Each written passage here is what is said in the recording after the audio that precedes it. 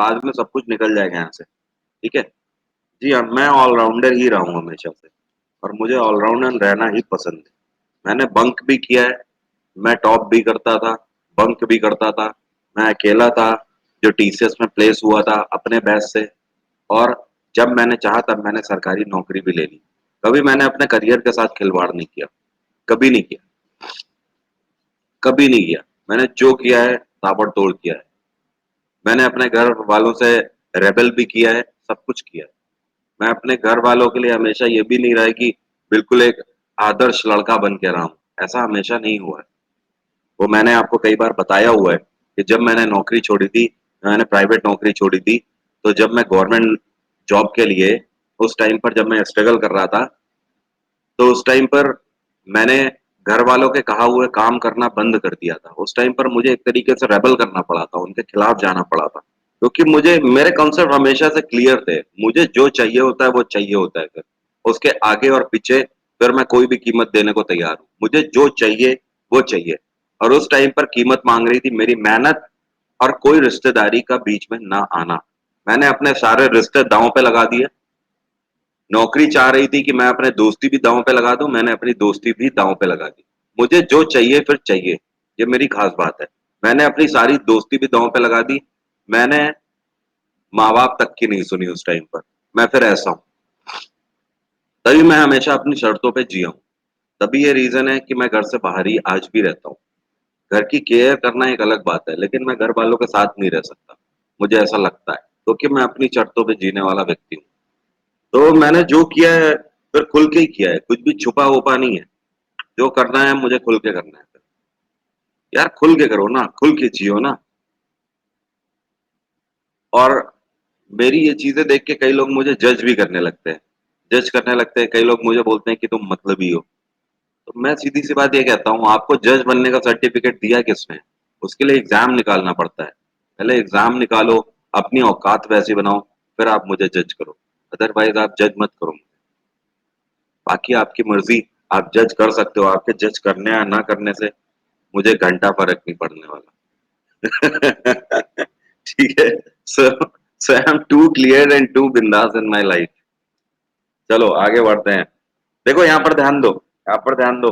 Balance budget और unbalanced budget दोनों में डिफरेंस क्या है? एक लाइन में बिल्कुल आराम से आप समझ लोगे इसको। Sir, how to deal with रिश्तेदार? टोटली इग्नोर, बिकम अ बेशरम। जितना बेशरम बन सकते हो उतना बन जाओ। जितना बेशरम बन सकते हो, आपको बनना पड़ेगा बेशरम। ये रिश्तेदार सिर्फ और सिर्फ हंसने के लिए होते हैं, ट्रस्ट मी, मैं अपने एक्सपीरियंस से बोल रहा हूँ। ये आपका कभी काम नहीं आने वाले। ये आपके कभी काम नहीं आने वाले। आपका गैर एक काम आ जाएगा, लेकिन ये रिलेटिव्स कभी काम नहीं आने वाले। Believe me. साथ में आपके नेबर्स, आपके पड़ोसी, आपके जो मोहल्ले वाले हैं ना, ये भी नहीं कभी काम आने वाले। अगर सक्सेस चाहिए ना, तो इनसे दूर हो जाओ। इनसे दूर हो जाओ, नहीं तो ये खा जाएंगे। ये लोगों को खा जाते हैं। फ्रेंड्स की बात करें तो फ्रेंड्स इतना एक हैवी वर्ड है जिसके लिए मैं कुछ नहीं बोलना चाहूंगा। लेकिन मैंने अपनी दोस्ती छोड़ी है। मैंने अपनी सारी दोस्ती छोड़ी है जब भी मुझे नौकरी की जरूरत हुई और जैसी नौकरी की जरूरत हुई। तो मैंने तो अपनी दोस्ती भी छोड़ दी, बट मैं आपको नहीं बोलूंगा कि आप अपनी दोस्ती छोड़ दो। लेकिन हाँ, इतना बोलूंगा कि यार 100 भेड़ पालने से अच्छा है कि एक शेर पालना। एक शेर का मतलब एक ऐसा दोस्त रखो जिससे आप 100 दिन भी ना मिलो ना, 6 6 महीने तक भी ना मिलो ना, तो भी आपके आगे मुंह नाक ना बनाए, आपसे कंप्लेन ना करे। ऐसा दोस्त रखो अपनी लाइफ में जो आपसे कंप्लेन ना करे, आपको सपोर्ट करे। ऐसी गर्लफ्रेंड बनाओ जो आपको सपोर्ट करे, कंप्लेन ना करे। और गर्ल्स को भी कहना है, बॉयफ्रेंड बनाइए, लेकिन ऐसे बनाइए जो कि आपको सपोर्ट करे, कंप्लेन ना करे। ठीक है ना? ये जो फ्रस्ट्रेटेड टाइप पर्सनालिटीज होते हैं ना, इनसे थोड़ा सा दूर रहिए। गर्लफ्रेंड हो या बॉयफ्रेंड हो, अगर अगर वाकई में सक्सेसफुल होना है तो। ठीक है, गर्लफ्रेंड बॉयफ्रेंड होना गलत बात नहीं है। ठीक है, सब कुछ ठीक है। यार लाइफ में प्यार का होना जरूरी है। ठीक है, लेकिन प्यार ही आपको उस सक्सेसफुल पाथ से अलग कर दे तो बेकार है। एक बार आपने फोन काट दिया तो पता लगा उधर से कॉल आ गई, उधर से लगातार कॉल पे कॉल चल रही है, कॉल पे कॉल चल रही है। तुमने मेरी कॉल कैसे काट दी? तुमने मेरी कॉल कैसे काट दी? मतलब समझ रहे हो ना? यार इसी में हो जाता है। होता है कि नहीं होता है ऐसा? ऐसा होता है ना, how dare you to cut my call? मैं तुम्हारे साथ क्या टाइम पास कर रही हूँ?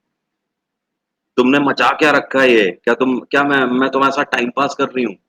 या तुम मेरे साथ टाइम पास कर रहे हो? मैंने अपना टाइम दिया है, मैं अपने घर वालों से लड़ी हूँ तुम्हारे लिए। अरे तो लड़ी हो तो जाओ यार, और लड़ लो यार जाके। काम का यार इस तरीके की सिरदर्दी आप लोग रखोगे ना अपनी लाइफ में, अभी एग्जाम नहीं निकलने वाला। सच बता रहा हूं मैं, अभी समझ लो। और इसी तरीके से लड़कियों से भी कहना है। लड़के ऐसे कुछ ज्यादा साइको टाइप होते हैं, ऐसे लड़कों से दूर रहो। ठीक है ना, कि एक दो बार फोन काट दिया तो उसके बाद लगातार फोन किए जा रहे हैं, फोन किए जा रहे हैं। आप अपने पेरेंट्स के साथ टाइम बिताना चाहते हो, आप पढ़ाई करना चाहते हो, लगातार फोन किए जा रहे हैं। ऐसे साइको टाइप से दूर रहा करो। ये कभी आपको सपोर्ट नहीं कर सकते जीवन में। ये कभी सपोर्ट नहीं कर सकते। इनसे ज्यादा मतलबी कोई हो नहीं सकता लड़का। ऐसे लड़कों से दूर रहिए। और आप लोग भी ऐसी लड़कियों से दूर रहिए, ये सिर्फ आपको रोकेंगे आगे बढ़ने से। ठीक है ना? तो ध्यान रखिए, सेल्फिश बनिए। मुझे तो लोग सेल्फिश बोलते थे। मुझे आज भी जो जानने वाले हैं वो मुझे सेल्फिश ही बोलते हैं। मेरे सारे दोस्त मुझे सेल्फिश बोलते हैं आज की डेट में। लेकिन एक बात बोलूं, सब मुझसे जलते हैं कहीं ना कहीं। सब जलते हैं। सबको पता है क्या लगता है? सबको लगता है कि वरुण ने इतनी कम उम्र में जो बना लिया ना, वो मैं नहीं बना पाया। उन्हें ये लगता है। इस वजह से वो लोग जलते हैं। तो मुझे मंजूर है, लेकिन मुझे वो मंजूर नहीं था। मुझे अनसक्सेस मंजूर नहीं थी। मुझे सक्सेस चाहिए थी। और मुझे ये मंजूर है। तो इंसान की फितरत है यार जलना। आप जल सकते हो, इसके अलावा आप कुछ नहीं कर सकते। आप जेलस फील कर सकते हो, इसके अलावा कुछ नहीं। ठीक है ना? So think about your self only. अगर किसी का भला करना है तो पहले खुद का करो भला। क्योंकि जब तक खुद का भला नहीं करोगे तब तक दूसरे का नहीं कर पाओगे भला। जाहिर सी बात है यार। किसी को 10 रुपए की मदद भी तब कर पाओगे जब आपकी जेब में 100 रुपया होगा। समझे? आपकी जेब में 10 रुपए नहीं है, एथिक्स की बात करने चले हो। कौन आपके एथिक्स सुनेगा? आपके एथिक्स कोई नहीं सुनने वाला। समझ रहे हो? वो कहते हैं ना, don't talk about ethics until you are rich. जब तक आपकी जेब में पैसे ना हो ना, तब तक एथिक्स की बात नहीं करनी चाहिए। ओके? पहले अपने आप को प्रूव करो, तब बात करो, तब लोग सुनेंगे आपकी। अदरवाइज कोई मैटर नहीं करता। और इन सब चक्करों से दूर हो जाओ। रिश्तेदार रिश्तेदार सिर्फ और सिर्फ यही करेंगे, और कुछ नहीं करने वाला कोई। जब मेरे भाई की जॉब नहीं लगी थी, ठीक है, जो परेशान था, सुबह शाम मेरे रिश्तेदारों को पता होता था कि उसकी जॉब नहीं लगी है, बेचारा घर पे बैठा हुआ है, नौकरी लग नहीं रही। सुबह शाम मेरी मम्मी को जबरदस्ती पूछते थे। जबरदस्ती पूछते थे। उसका घर का नाम बंटी है। जबरदस्ती पूछते थे, बंटी अभी घर में ही है? बंटी अभी घर में ही है? कितनी एज हो रही है? अब तो इतना टाइम हो गया। तो ये सब चलता रहता था। इतनी बुरे बुरे इतने बुरे बुरे ताने पड़ते थे कि मेरी मम्मी क्या कहती? कुछ नहीं कहती थी। ठीक है, हाँ शादी कर दो, कितने बड़े हो जाएंगे, इतनी उम्र हुई चली जा रही है, अब शादी कर दो, ये है वो है। ये सारी चीजें चलती रहती थी। आज आज की डेट में जब उसकी नौकरी लग चुकी है, कोई नहीं आता पूछने। कोई भी नहीं आता, एक बार कोई नहीं पूछता कि बंटी कहाँ है। किसी को कोई फर्क नहीं पड़ता एक्चुअली। उस टाइम पे दिखाते कि थे कि हम केयर करते हैं। आज की डेट में किसी को फर्क नहीं पड़ता। कोई किसी की केयर नहीं करता। किसी को नहीं पता होता। ऊपर से हाँ, उल्टा ये हो जाता है कि मेरे ये जानने वाले हैं, इनसे शादी कर दो, कुंडली भिजवा दे रहे हैं। अरे कुंडली रखो यार अपने पास। कुंडली कुंडला नहीं चाहिए यार। तुम्हारी शक्ल भी नहीं देखनी है, जाओ यहाँ से। मेरा ये रहता है सीन। जाओ यहाँ से। इरिटेटिंग हो जाता है। मेरे घर में कोई आता है, मैं आज भी गाड़ी उठा के बाहर निकल जाता हूँ। क्योंकि मुझे पता है मैं आपको नहीं एंटरटेन कर सकता, और ना ही मैं आपको एंटरटेन करने के लिए बना हूँ। है ना? सो आप एंटरटेन करने के लिए नहीं बने हो लोगों को। आप सिर्फ अपने माँ बाप के लिए बने हो। अपने माँ बाप के बारे में सोचो। उनकी खुशी के बारे में सोचो। That's it. मैं तो अपने माँ बाप की खुशी के लिए इतना सोचा, का ही कहना उस टाइम पर मैं नहीं मानता था। वो कहते थे ये काम कर दो, मैं कहता था नहीं करूंगा, नहीं कर पाऊंगा, नहीं कर पाऊंगा मतलब नहीं कर पाऊंगा। सुबह एक बार उठ के जो सामान लाना होता था ले आता था, क्योंकि मुझे पता है आप लोग घर पे हो, आप लोगों के साथ क्या चल रहा होगा, मैं उस चीज को समझ सकता हूँ। घर वाले भी सुबह शाम काम बोलते रहते हैं, आपको लगता है यार पढ़ाई करें यार या काम करें। तो मैं तो ऐसे ही डील करता था, मैं तो ऐसे ही डील करता था कि यार एक बार मम्मी जो कहना है एक बार कह दो, सुबह बोलो पूरे दिन का सामान ला के रख दूंगा, फिर अगले ही दिन जाऊंगा, दिन में मैं बार बार नहीं उठ पाऊंगा। उस टाइम पे उन्हें बुरा लगता था, विश्वास मानिए, जिस दिन यूनिफॉर्म चढ़ी थी, यहाँ 2 सितारे थे, उस दिन उनसे ज्यादा कोई खुश नहीं था। मेरे पिताजी की छाती चौड़ी थी उस दिन, और मेरी मम्मी की आंख में आंसू थे। विश्वास मानिए उनसे ज्यादा कोई खुश नहीं था, वो सब भूल गए कि मेरी बात नहीं मान रहा था, क्या नहीं मान रहा था, ये नहीं कर रहा था, वो नहीं कर रहा था। उन्हें चाहिए क्या? उन्हें आपकी खुशी चाहिए, उन्हें ये नहीं चाहिए। ये क्षणिक सुख है, जिनको बोलते हैं ना क्षणिक सुख। काम कर दोगे, जाके चाय बना के दे दोगे, ये कर दोगे, वो कर दो। आप चाय बनाने के लिए पैदा हुए हो या अधिकारी बनने के लिए पैदा हुए हो, ये पहले आप चूज कर लो। चाय बना सकते हो ठीक है, लेकिन हाँ यार दिन में एक बार, सुबह से शाम तक यार काम ही करते रहोगे घर का, तो घर ही का काम करते रह जाओगे फिर। ये चूज करना आपका काम है।